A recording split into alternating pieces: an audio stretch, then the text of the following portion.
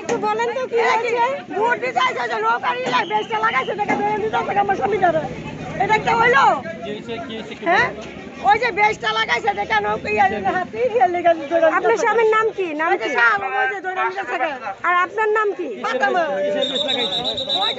হাতি মার্কা কি করেছে? কি কারণে আর কি হাতি মার্কা? হ্যাঁ বেশটা লাগাইছে দেখে একটা হইলো। সবাই লাগাইছে। আপনি তো একবার বললেন না।